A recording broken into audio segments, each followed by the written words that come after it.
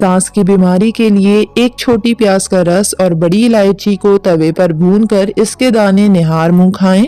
सांस की बीमारी के लिए मुफीद है। ठंडे दूध में शहद मिलाकर पीने से मैदे में सुकून और ठंडक मिलती है। भूख के एहसास को फौरी तौर पर मिटाने के लिए खीर खाएं। अगर पेट की कोई बीमारी हो तो अपने घर में मसूर की दाल का इस्तेमाल ज़्यादा से ज़्यादा करें। चने की दाल खाने से आपके खून की रवानी हमेशा दुरुस्त रहती है। अगर आपको टीबी का मसला हो तो जितना हो सके अंगूर खाएं, क्योंकि अंगूर खाने से इस मर्ज यानी टीबी से काफ़ी हद तक बचा जा सकता है। अगर चेहरे पर चश्मा पहनने से निशान पड़ जाएं, तो रोज़ाना रात को सोते वक्त आँखों के इर्द गिर्द लोशन और टूथपेस्ट मिलाकर इस्तेमाल करें। इससे आपकी आँखों के गिर्द निशान नहीं पड़ेंगे। अगर रोटी पकाते वक्त रोटी का रंग सफ़ेद रखना हो तो आटा गूंदते वक्त इसमें थोड़ा सा मैदा मिला लेना चाहिए। इससे रोटी की रंगत सफ़ेद और बहुत खूबसूरत नज़र आती है।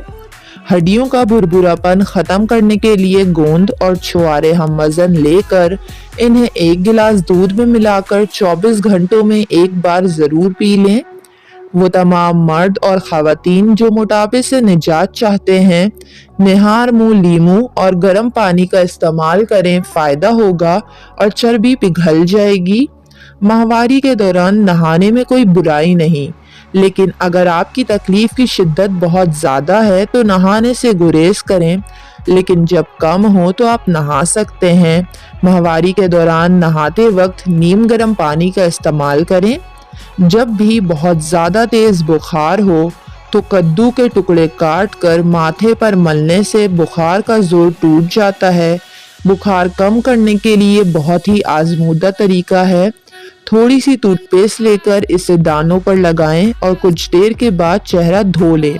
चंद मर्तबा के इस्तेमाल से चेहरे के तमाम दाने और दाग धब्बे ख़त्म हो जाएंगे। ज़बान की तुतलाहट के लिए शहद खाएं, ज़बान पर मलें। सुबह शाम एक चाय का चम्मच शहद खाएं। कुछ अरसा मुस्तकिल मिजाजी से इस टोटके पर अमल करें, फ़ायदा होगा। पट्ठों की अकड़न से निजात के लिए दूध में हल्दी मिलाकर इस्तेमाल करें।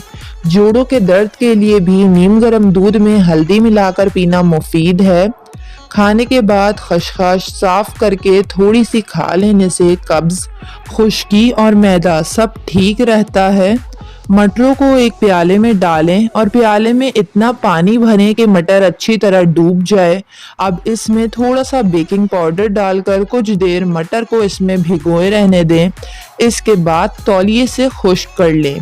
अब किसी कागज़ या अखबार पर मटर फैला दें और मटरों के ऊपर कपड़ा फैला दें। अब इस पर इस्त्री फेरें।